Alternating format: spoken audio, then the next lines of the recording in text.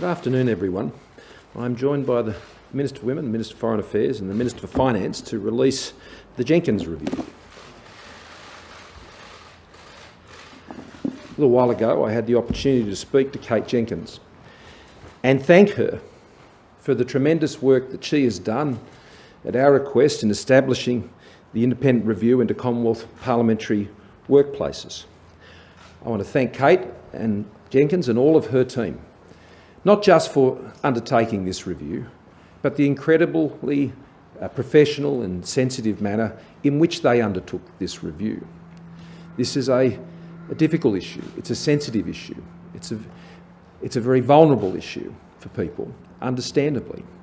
I also want to thank all of those who have participated so well with the conduct of this review, sharing their experiences, telling their stories and, importantly, making their suggestions about how we can make this place a safer workplace for everyone who works here. Not just the members of Parliament and senators, and indeed our staff, but indeed everyone who works here, including those who are assembled here today.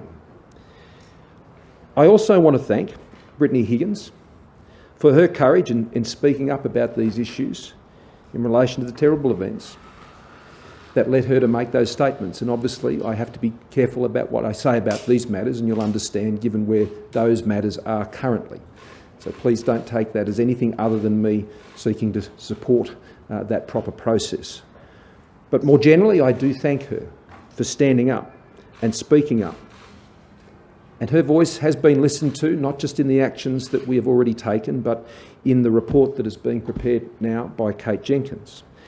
And her voice has spoken for many, as this report shows, and the concerns and experiences that they have had in so many occupations working here in this building. So I thank her for that. I thank her for the fact that by speaking up, the actions already undertaken to establish the Parliamentary Workplace Support Service, which provides that 24/7 support that was not here when Brittany was dealing with the terrible events that occurred. The independent complaints mechanism that has been established, both of these following on from for the Foster report, and I thank Stephanie Foster, who has also worked very closely with Kate Jenkins to ensure the work that she has done is dovetailing well into the work that Kate Jenkins is doing. And of course the rollout of workplace training that has occurred. All of these things already, even before we get to working on the recommendations of this report on a multi-party process, have already made this workplace safer than indeed when Brittany was working here. But not safe enough. Not safe to the standard that all of us who work in this place would expect, as this Parliament and everybody who works here in whatever capacity this place should be the setter of standards. And that is what I believe this report seeks to achieve. And I thank everybody who has played a role in doing this. These events have drawn attention to this workplace. And these are not new issues. This report, while dealing specifically in talking to people who work here now, those who have been working in this place for a long time, whether it is you, some of you who have joined us here today, indeed, Senator Payne, who's been longer here than either Senator Birmingham or myself, know that these challenges in this work, these deficiencies and appalling behaviour that has taken place here, this is not new to this place, and it is applied to governments, workplaces, past, present, going back over a long period of time. And it's important we understand that, because these sort of cultures don't appear in a short period of time. They've been around a long time. And I'm pleased that our government, working together with the opposition and the other parties represented in this Parliament, did come together and respond so quickly to these events and have taken action together, and to do so on a multi-partisan basis, because that's the only way we are going to be able to properly address these issues. We all share in the ownership of the problems that are set out in this report, but we all share in implementing the solutions as well, and we each have a role to play, regardless of what role you have. whether you're a Prime Minister, a Minister, leaders of parties in this place which recommendations specifically address, whether you're senior members of staff, whether in parliamentary offices or other offices in this building, or indeed you're a member of staff here and working in the many roles that are in this building. We all share in these problems and we all share in their solutions. This was initiated by the government as a multi-party process to fix and address a very, very serious problem, one that we must continue to address in this workplace, as indeed workplaces all over the country must also address. I also want to thank Kate Jenkins especially for her insights into the drivers of this appalling behaviour that people have suffered in this place and the impacts of that behaviour on people. The power imbalance, the gender imbalance, the lack of accountability for behaviour, as well as understanding the challenging and demanding work environment that is in this building. But I want to stress, just as I think Kate Jenkins does, and I'm sure my colleagues support, and people across this building, just because this is a challenging and demanding environment, just because we work under great stress and strain and long hours and deal with issues that are of great import for the future of our nation, that is all true. Similarly, as you deal with deadlines and various pressures in your workplace, stresses in workplaces such as this are real. But this is no excuse whatsoever to normalise inappropriate, unhealthy and unprofessional behaviour. Just because what you do is important and stressful and demanding can never normalise that behaviour as being somehow okay. It's not okay. And we all need to understand the drivers here. Of course we do important things in this place. It's a great privilege to be here and do those things.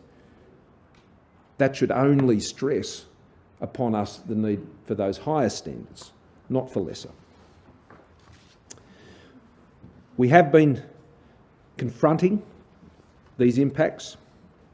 People are living with them, the physical and mental health impacts, the impacts on their careers more broadly, and their well-being. And I thank again Kate Jenkins for highlighting those in these reports. The recommendations cover, I think, all the important territory that we must address together. As employees, and I speak now as the member for Cook, not just as the Prime Minister, but as the member for Cook, I'm an employer. The people in this building who are members and senators are employers, and this report reinforces that they are employers, and we all must understand how we can be the best employers we possibly can be, how we hire people, how we support people, how we ensure that they are developed and nurtured in the course of the career and find the work they do here rewarding and positive, and it is a very positive experience for them. That's our responsibilities as employers, and we have a great privilege to hold that position. So I'm looking forward to continuing the multi-party process that we have begun and continuing to work together to address all of these issues in good faith. I want to keep people around the table on this. I want to ensure that we engage with each other in good faith. Expect, of course, that we all perform to high standards. That's what we expect from all of our staff and everybody who works here, but respect them as individuals and their aspirations and what their expectations are of a safe workplace. So the actions. As a first step, I've asked the Minister for Finance and the Special Minister of State to consult with the opposition, minor parties and the independents on a way forward to respond to Commissioner Jenkins' review. Secondly, I've instructed my department to provide every necessary resource and support required by the multi-party approach. This multi-party approach, with the coordinating support of the department, has already served the Parliament well this year in implementing the significant reforms recommended by the Foster Review. And the success of this approach through the Foster Review has delivered positive outcomes, as I've indicated, for all parliamentarians and their staff. Third, the government will continue the existing supports that we already have in place, the dedicated unit support staff within the Parliamentary Workplace Support Service and the Independent Complaints Mechanism, 24-hour support line and the continued workplace safety training. These important supports will keep running and adapt as necessary as Parliament responds to these recommendations. We did not wait to receive this report to take action. We took action through the parallel commissioning of the Foster report and implementing those recommendations. So we now address these, not from a standing start, but already underway, taking action together to respond to the very serious issues that have been highlighted in this place.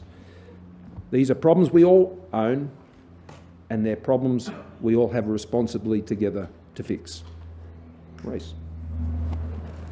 Thanks very much, Prime Minister, and let me start by reiterating my thanks to Sex Discrimination Commissioner Kate Jenkins and her team, and commend and welcome the vital work that she has done in this report.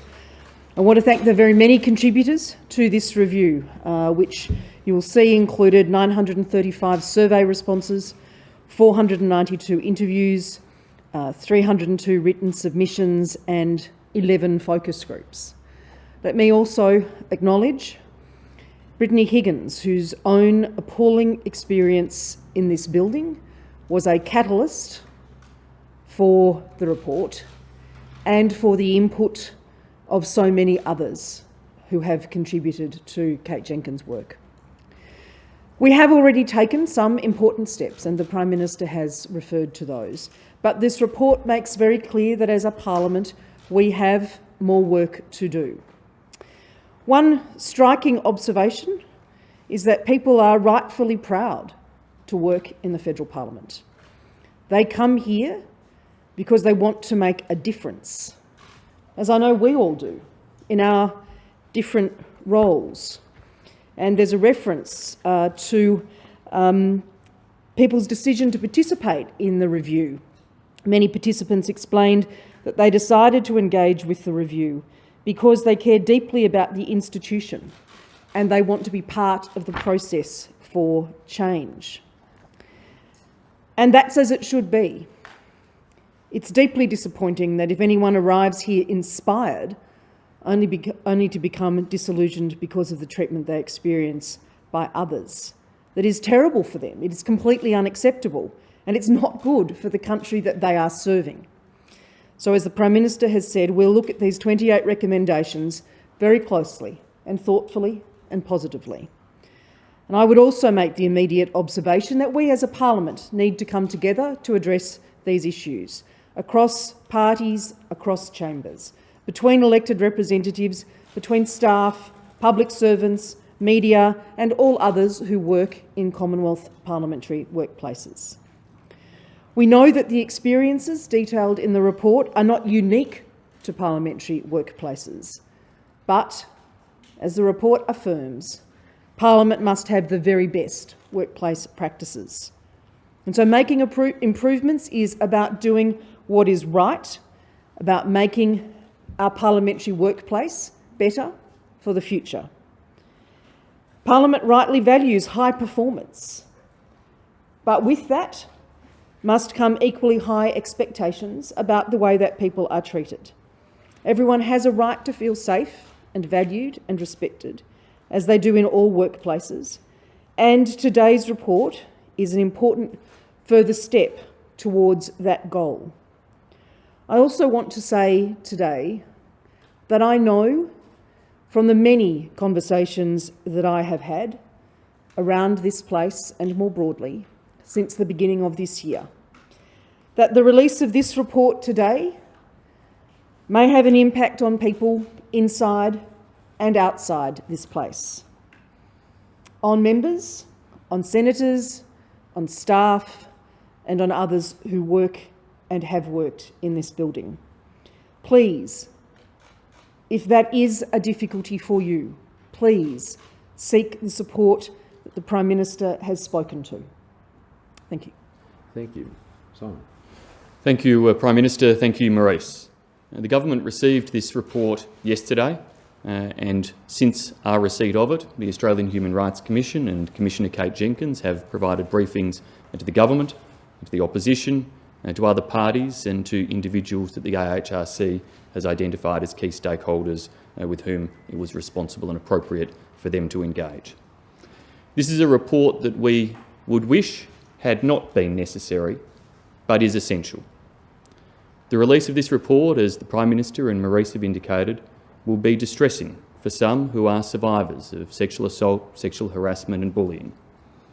A number of brave individuals are publicly known as survivors, but there are so many more whose names we do not know, but who did come forward to participate in this review. I thank all of those who have engaged so courageously, so openly in this review, helping to drive change and helping to create a better workplace for those who come through here into the future. I acknowledge, as the Prime Minister and Maurice have, that the release of the report will be a difficult time for many survivors. I urge those in this building, and former staffers, former MPs and others who may have been affected to reach out to the 1800 APH SPT support line, or indeed Australians more broadly who may be impacted by the release of a document such as this, to reach out to 1800 RESPECT or the other support services that are provided. This is a landmark document reflecting decades of problems. Some of the findings and many of the stories that are told are distressing and reflect completely unacceptable behaviours. To effect change, there are lessons for all of us: to lead, to accept responsibility, to set the example. And Commissioner Jenkins's recommendations reflect those approaches. The report provides a positive roadmap for change in behaviour, culture and practice. The 28 recommendations are rightly focused on delivering a best practice approach to prevention, response and support. As the title suggests, to set the standard. I thank Commissioner Kate Jenkins and the AHRC for the way in which they've engaged professionally, independently and thoroughly in the development of this report. We will, as the Prime Minister said, respond to this report with the same spirit of cooperation across the Parliament as we brought to commissioning it. When we began this process, I sat down with opposition, with minor parties, with independents, with staff, current and former, to engage in relation to the appointment of the reviewer, to the terms of reference, to the timing of the report. It was this collaborative approach that established the confidence in Commissioner Jenkins and the review. And by adopting the same approach to work with the opposition, other parliamentarians and staff to respond positively and in good faith to all of the recommendations, we can create the best possible chance for success in response to this report. As indeed colleagues have highlighted, everyone comes to this place, to the nation's parliament, with a pride in their workplace. Whether it's as a member of parliament, a staffer, a member of the Fourth Estate, or indeed the many others who support the functioning of this our nation's parliament, they have pride in coming here. They should have pride in their work, regardless of their political views, regardless of the role they play, and they should leave this place with pride as well, whenever that time comes. That's the type of positive environment that we all seek to achieve, and we'll be working through these reports to do so. This is a pretty damning report. It talks about a trail of devastation for individuals, and I'll read a quote from the report. "It is a man's world, and you are reminded of it every day thanks to the looks up and down you get, to the representation in the parliamentary chambers, to the preferential treatment politicians give senior male journalists." You've spoken about how long this culture has existed. Will it equally take as long to change? And you've all mentioned Brittany Higgins. Have any of you reached out to her since she was briefed on the contents of the report yesterday? Well, first of all, on the question of how long, we all have a role to play in answering that question, because the culture of this place goes to every single person who works here. I certainly hope it will not take that length of time. And I undertake to do everything within my power, both as a member of this place and as the leader of the government and the leader of the Federal Parliamentary Liberal Party, to ensure that we do everything we can to ensure that is not the case going forward. as I indicated, even with the actions we've already taken, and I acknowledge there is a very long way to go, but even the actions already taken over the course of this year have made this a safer place than it was at the start of this year. And I think that's a good thing. This government has taken actions on this issue like no other government has prior, and that has been led by the events that took us to this place, and rightly has taken us to this place. Now, in relation to specific individuals and their briefing of the report, we have been taking advice on how this should be appropriately handled, as I've always had the view. I'm always happy to meet with people on these issues, should they wish to, but I don't presume upon that. And that's why the briefings have been provided through the Human Rights Commission to Brittany and a number of others, as I understand it. And we stand ready to work with anyone on this issue as we go forward. But the appropriate actions we've taken and how we're handling this report is we've been following the advice we've been receiving from the Commission and how it's released. We've ensured that people have been briefed on this report. Should they wish to have further discussions, certainly with me or my ministers, then I'm sure they would only be too happy to do so. Minister, the report found that 51% of MOPS Act employees experienced or reported bullying, sexual harassment or sexual assault. What do you plan to do about the MOPS Act? And this is something that Brittany Higgins did ask when she met with you. You said it was her right to ask, your right to consider. Do you regret dismissing her at that time? Well, and has this opened your eyes? Well, no, I did not dismiss it because these matters were being considered by Commissioner Jenkins in this very report, and Commissioner Jenkins has made recommendations in relation to that, and we look forward to now making our response to those recommendations. So no, I don't accept that it was dismissed. I acknowledge that it was raised, and it was being raised through the very process that I had established, and so I wished for Commissioner Jenkins to complete their work, which she now has, which enables us now to address those issues. As I said before, I think the recommendations cover all the right territory, all the right territory. It's important that staff in this place have security of their employment in the way that other staff in other places have. And that puts an obligation on employers to ensure that they're employing well, making good decisions when they hire, because if you make a good decision when you hire, then you never find yourself in that situation where you can be in areas of conflict with maybe a member of staff. Much better to have a happy and positive workplace where people are valued and you're bringing people into the team who are well suited. And that's what I've always tried to do as an employer, both in this building and outside of this building. And I think that's the appropriate way to go forward. But no, I want to be clear. I've never opposed the MOPS Act being looked at. I wanted that to be addressed as part of the more broader inquiry that Commissioner Jenkins was undertaking. Prime Minister, two things. One of the recommendations from Commissioner Jenkins is for targets to achieve gender balance amongst parliamentarians. In the first instance, do you commit to that? And also, I'm a bit confused about how the Parliament polices that, given those are decisions that have been made by the major parties in terms of affirmative action and other policies. The other thing, if I may, maybe I'm confused because we've only just got this report, but there are two bodies here. There's an Office of Parliamentary Staffing and Culture, and there's an Independent Parliamentary Standards Commission. Yes. Which one of those is the Independent Human Resources Department? Because I think it's the latter, not the former. And will that operate as a genuinely independent human resources department, i.e. removed from principals such as yourself in terms of decisions about hirings, firings, complaints, etc.? Well, I think the principle that you've set out, and indeed I think Kate Jenkins has highlighted, is one that we've already sought to put in place with the independent complaints process.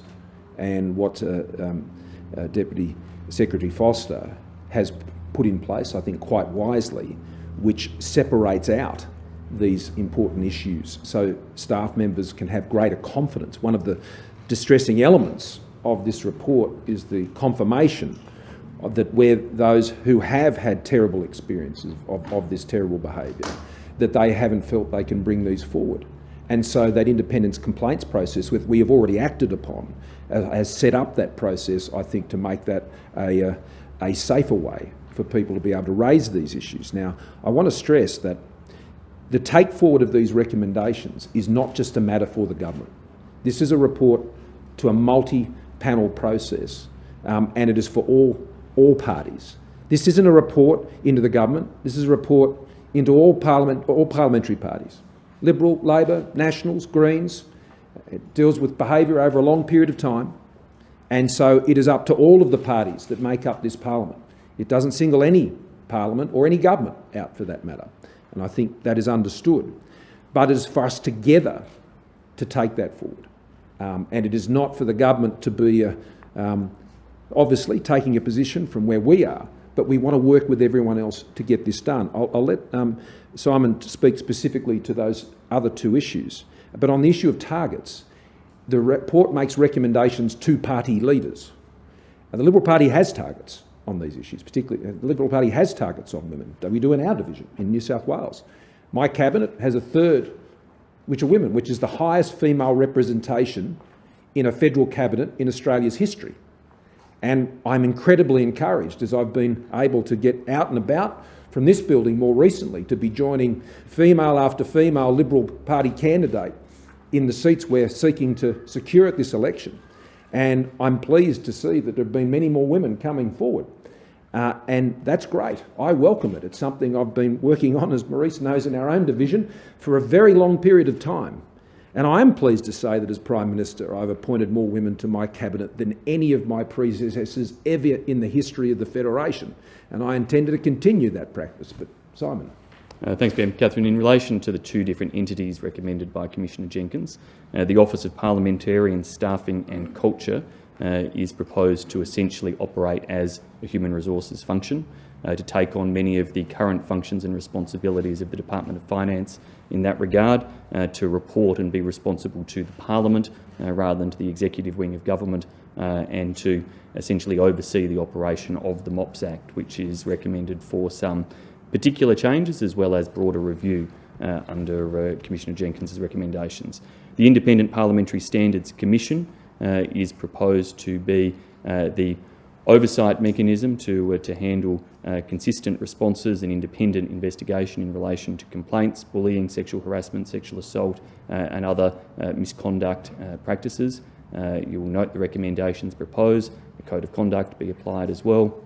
This independent commission in that regard would obviously take up some of the functions and build upon the work that we've done this year in establishing the Parliamentary Support Services that has established for the first time, independent, again, of the executive wing of government, a complaints mechanism through the Parliament at the centre there, and this would build upon that. Minister, one of the things the report identifies consistently is a lack of accountability, even if people do come forward with a complaint. Given what you've just said, that you're trying to give people confidence to come forward with this independent complaints mechanism, what confidence can they have that whatever they complain about, they'll get a result, they'll get some kind of accountability? And would you see it as a failing of the government's response to this report if within a certain amount of time we are still hearing accounts of people coming forward and not feeling that they got the accountability they were looking for? Well, this is, I think, a challenge that will continue on, just as it is in workplaces all around this country. And I think workplaces all around this country are striving to ensure that their processes, just like we are striving to here with what we've put in place this year, to continually improve this. And that's what my expectation is, that we will continue to do better. The independent complaints process isn't just about making an independent complaint. It is also about a process which has the matter raised properly and addressed, and for ultimately even for members, for matters to be referred off to privileges at the end of the day. Now, obviously, members of Parliament at the end of the day are hired by their constituencies. But when it comes to other members of staff in this place, of which these issues are raised against from time to time, then that independence complaints mechanism does address those issues of accountability. And I think that's very important. That's why I commended Commissioner Jenkins on the work she did in identifying the drivers behind this. And that process, I think, is very important. It's the same process that sits behind the ministerial standards as well. when it relates to conduct. Yeah, I'm come here and then I'm over here and back there. You've noted the propensity of people not to come forward with their results. I wonder, firstly, how surprised or shocked you were at the statistics in here. 1 in 3 people who currently work in the building experiencing sexual harassment, more than 3/4 of people knowing about bullying or sexual harassment. So how do you feel about that? And aside from changes to the workplace culture and the employment arrangements, do you think there's a need to actually change the way politics is practiced? That the actual cut and thrust of politics is creating an atmosphere that allows this to continue? What do you do about that? Well, on the first point, like anyone who works in this building, I find the statistics that are presented there, of course, appalling and disturbing. I wish I found them more surprising. But I find them just as appalling. And that's why the actions, I think, that are recommended do cover all the territory that enable us to take us forward. And what I've seen in there has only reinforced my view about the actions that we've already taken. And we want, I mean, what Kate has also recommended here is not just the accountabilities that are necessary for employers in this building, but supports and resources for employers to be better employers. And that is a practice that that employers are getting support from right across the country, in the private sector and the public sector, and I think that's a good thing. And the report notes that the third figure that you mentioned is similar to figures that we've seen in other workplaces. Now, that doesn't excuse it by any sense of the imagination. That's not my suggestion. It's simply to say that we're dealing with issues here that are quite specific to this building. In particular, that idea I was talking about before, that just because we sit here and deal with national matters of state, that in no way condones behaviour of that nature, ever, under any circumstances. I don't care what your job is or what you think your responsibilities are. Nothing justifies that. I always take the approach, particularly when I deal with my own team, but also the members of the public service who I deeply respect in this place. You've heard me say expect and respect. That's, I think, the right way to approach the engagement in this place with the work that we do. So it is a challenge I think all workplaces are dealing with, but I want, as my colleagues do, and I have no doubt the leaders of the other parties in this place do, want this building to be a standard setter. And that's what I would hope this report would spur us on to. Do you need to change, on the other matter. Change the way you engage with each other in the day-to-day? Well, look, I think we all have a role to play in that, don't you? There is great interest in the conflict of this place. And that is something that many of you write about constantly and on occasions perhaps seek to encourage, perhaps. That's been the nature of politics, not just in this place, but many parliamentary democracies, and we're a robust democracy. But we're all accountable for how we engage in the affairs of politics and how we report them and the environment in which we seek to communicate. Yeah. Only 11% of people who experience sexual harassment reported it. How does it make you feel that the culture under... Only 11% of people who experience sexual harassment reported it. How does it make you feel that the culture under your watch as Prime Minister has fostered that environment? And out of this process, how is there going to be any justice for victims?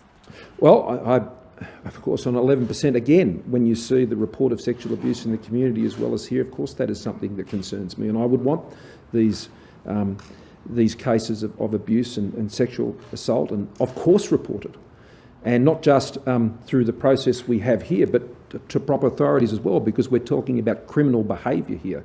And ultimately, that's the place where this must be addressed most urgently. And I'd say, you ask about my watch. Well, under my watch, we've introduced the independent complaints process. We've introduced the support service and rolled out the workforce training. We've introduced the 24-hour counselling support line, and we initiated this multi-party process to deal with this issue like no government ever has before. So that tells you how seriously I take this. When these issues arose earlier this year, they were deeply distressing, profoundly distressing, and we have not hesitated in taking all possible actions that we could to make this a safer place. Sorry, the second part was, is there going to be any justice? How are you going to ensure there's going to be justice for any of the victims? Well, we will continue to support the work of the Australian Federal Police and the courts, as the states and territories do, And this is a challenge not just for us, but all levels of government. And, of course we want to see offenders brought to justice. Now, that is done through our justice process, and you won't find a stronger supporter of Australia's justice system than me. Prime Minister, will you a number of the recommendations call for things to be done within a year or even less than that. And just in terms of the timing, some of this is going to require legislative change. There's not much Parliament in the first part of next year, just because there's going to be a caretaker period. Will you ensure that this is all set up? Will you guarantee that this is set up within the proposed timeframes? And just on the training that you mentioned that you've already implemented, will that continue after the election for all MPs, whether they're new or ongoing? Well, in relation to the last question, yes, of course. We will continue with all the measures that we've already put in place, and enthusiastically. I have engaged in that training, and I must admit I found it very useful and very helpful. And I commend those who are delivering it, and I've had similar feedback from colleagues, and I think that's very positive. In relation to the implementation of the report, I want to stress this is a multi-party process. This is just not a response of the Liberal Party or the National Party or indeed the government. This is a joint project because we have a joint problem. When it comes to these issues of bullying and abuse and sexual harassment, it is a problem in this building of all parties. It is a problem of the Labor Party, the Liberal Party, the National Party, the Greens Party. All the parties that are represented here have been here a long time. Know that we all have a problem that we all have to own and we all have to deal with. And I hope that we can deal with this in the most multi-partisan, good faith way that we possibly can, and that will enable us to move as we can on what is set out here. And I don't want to prejudice that approach, because I want to engage with everybody around the table in good faith to make sure that we can make that progress. I don't want to see this fall into camps. I don't want to see this fall into any sort of partisan approach. I want us to stay around the table and get it done. So on another matter, if I may, there's 5 joint sitting days between now, in the new year before a potential May election. That's not a lot of time to pass the Religious Discrimination Bill or the Federal Integrity Commission. Are you prepared to go to the election having broken those election promises?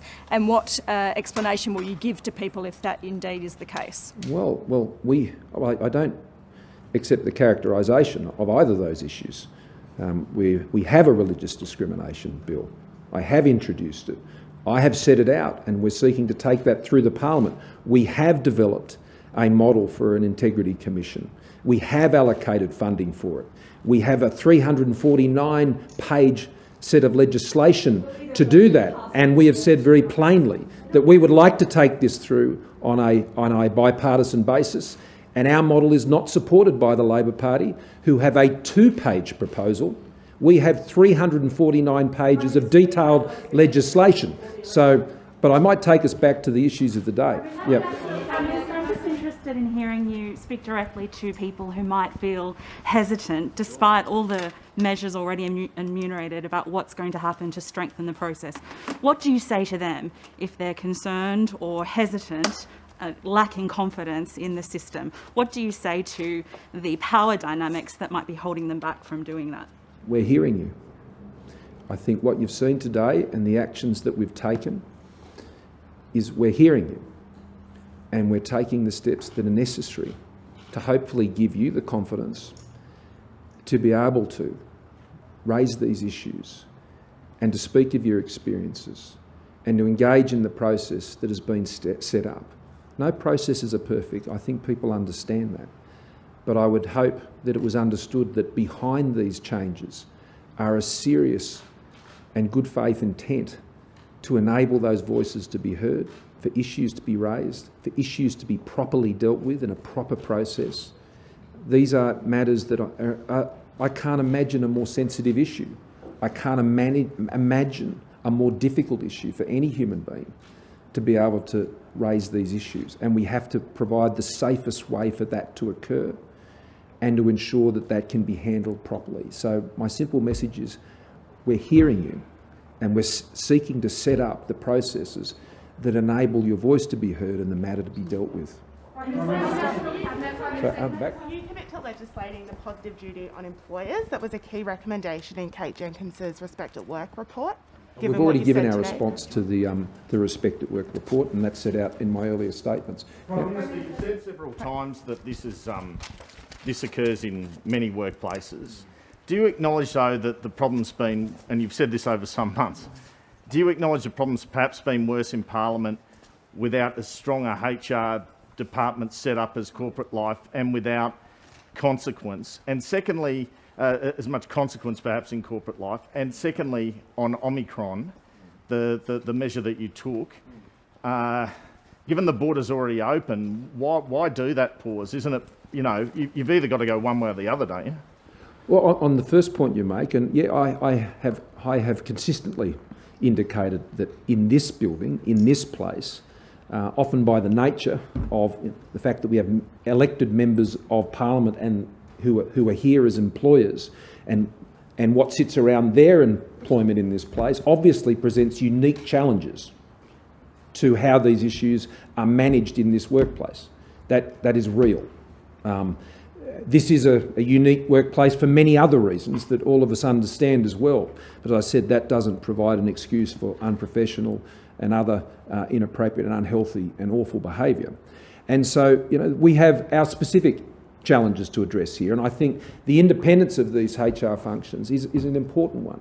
The independence of the complaints process, the independence of providing counselling support, and the anonymity of that process, I think is incredibly important. The support that is needed to be provided to employers is really challenging. I mean, people who come to this place don't always come having worked in a large organisation with large amounts of human resource experience. They don't come with that. We brought people into this Parliament from every walk of life, and particularly in our parties, that is certainly the case, from all walks of life. And then they are here and they are an employer, and they have responsibilities as employers. And when I was sharing with colleagues this morning, that's what I spoke of. We are employers. We have to be good employers. We have to ensure that we've got all the right supports to be good employers, and that's how we can make, as employers, this workplace safer. And the same obviously goes for others who work in this building, ensuring that their workplaces are appropriate. They exist within different corporate structures, and you yourself or others who are here, you work as part of large organisations which have many of these supports in your organisations. But for members of Parliament and their staff, it is quite different. Now, on Omicron, let me say this. This is a prudent and temporary pause. We don't know enough yet about it. And the advice that I received at the National Security Committee of Cabinet for COVID, and which my colleagues joined me on last night, was that this temporary pause will provide the opportunity to understand and learn more about this. It is not a reason to step back. It is just a reason for momentarily that we pause and we seek further information before taking that next step. And that next step is obviously skilled migration, students coming, as well as those on working holiday makers and the humanitarian program. We will continue obviously in areas where we already have exceptions, like under the Afghan program and so on. But that said, this is just about a prudent and temporary pause. It is hopefully our expectation that with Omicron that this will prove to be a more moderate form of the virus. And if that is the case, then we can continue to press forward, because what we are keen to do is that we remain safely open. And we do not want to take a decision about the next step until, with further information, we know that we're not going back to lockdowns. None of us want that. None of us want to go back to those long quarantines and all of those sorts of issues. And the way you protect against that, what we did last night was protecting against that by having a sensible pause and to keep proceeding with where we are now, and to further assess that information so we can move forward with confidence, move forward into Christmas with confidence, look forward to everybody coming together for Christmas and New Year's and the summer holidays. Australians are continuing return from overseas. That hasn't changed. Australians can still leave, although I would urge you, as I'm sure the Minister for Foreign Affairs would, be carefully considering the smart traveller advice, and to do all of that. But it is a temporary and cautious pause. State borders, Prime Minister, would you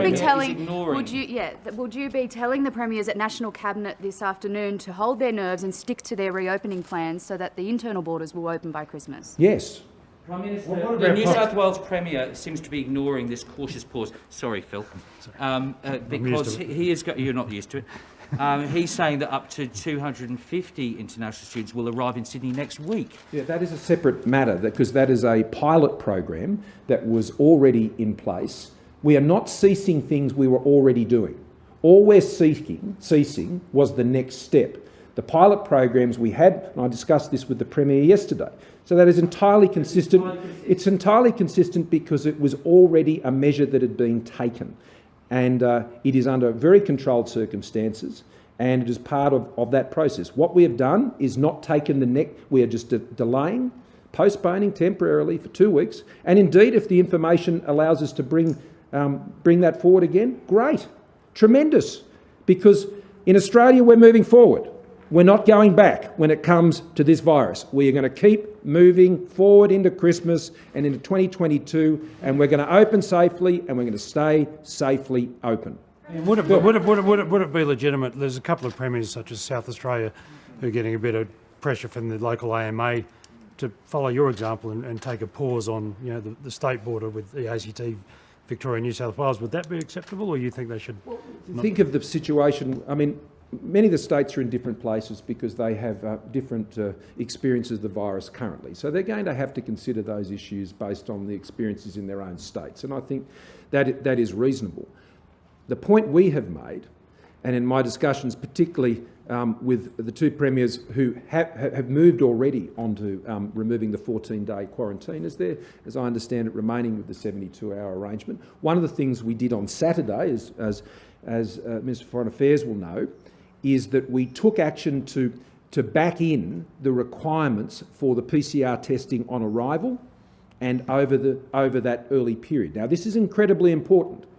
If you don't do that, then you are having an offence both on your entry into Australia, your re-entry into Australia, as well under the public health orders in those states. So you must get those PCR tests for your own sake and for the health and safety of others. And what we want to do is for governments not to be surging forward once again into people's lives, but ensuring that governments are able to step back so Australians can step forward both into Christmas and into the new year. That is our intention. That is the purpose of the national plan. We need to make calm decisions, not get spooked by this. I can assure you that the Commonwealth is not, and I don't believe states are from the conversations I've had with them. The purpose of this afternoon's meeting is to ensure that we're all on the same page about what this Omicron variant is, what its risks are, what its risks are not, and the actions the government is taking federally and has announced, as well as actions that states may then take. What is important is we have a whole-of-population booster program. Whole of population. Ample vaccines to do that. As you know, we have sought advice about whether the time period for the booster shot should be brought forward. The Health Minister made that clear in the last few days based on conversations we had, and we will take the advice on that issue, just as we're waiting for the advice on vaccinations for children aged 5-11, which has occurred yet. We don't know that yet, but when we will, we're ready to go. Prime Minister, the Jenkins report, that training that you did, was that the 1 hour training? What, sorry? The 1 hour training Yep. you said, was that 1 hour, and will you be, in light Yes, of the it was. Jenkins report, expanding that to something more substantial? Oh, well, I'm happy to take advice on those issues and learn from what the first round of the training has been and the feedback that has been provided to those who've been undertaking the training.